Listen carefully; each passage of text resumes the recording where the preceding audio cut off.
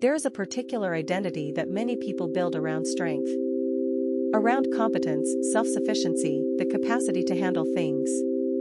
Around not falling apart, not needing too much, not burdening others with difficulty.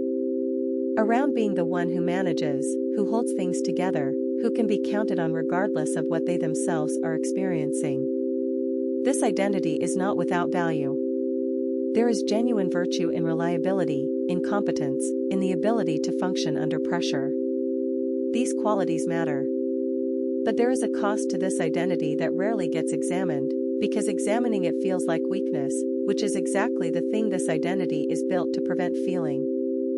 The cost is this: when strength becomes your primary mode of being, vulnerability becomes threatening.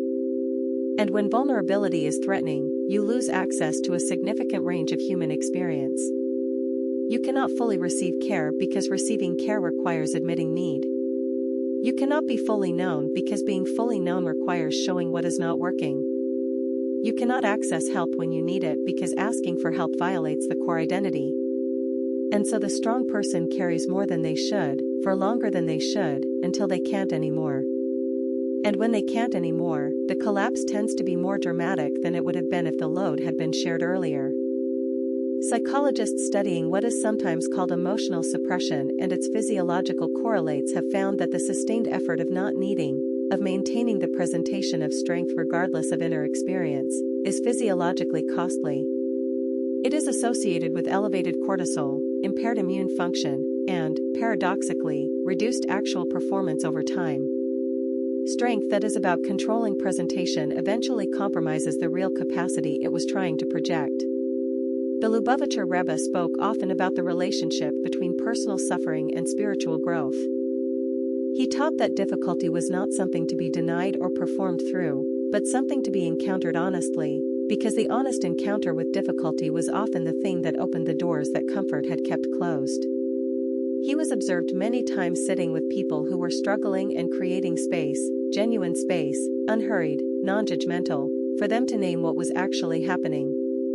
He did not rush past the difficulty to the solution. He did not reframe the pain before sitting with it. He stayed present to the actual experience, which was often the most healing thing he could offer. This is what strong people often cannot do for themselves.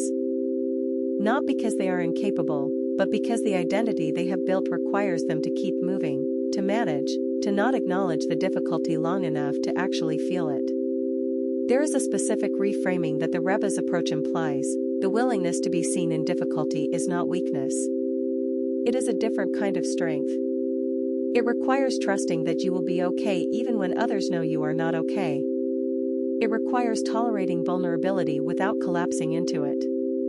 It requires bringing the same competence that you apply to external challenges to the internal challenge of actually feeling what is true. The person who has learned to be strong for everyone else needs to learn how to let someone else be strong for them. Not because strength is bad. Because even the strongest structure needs maintenance.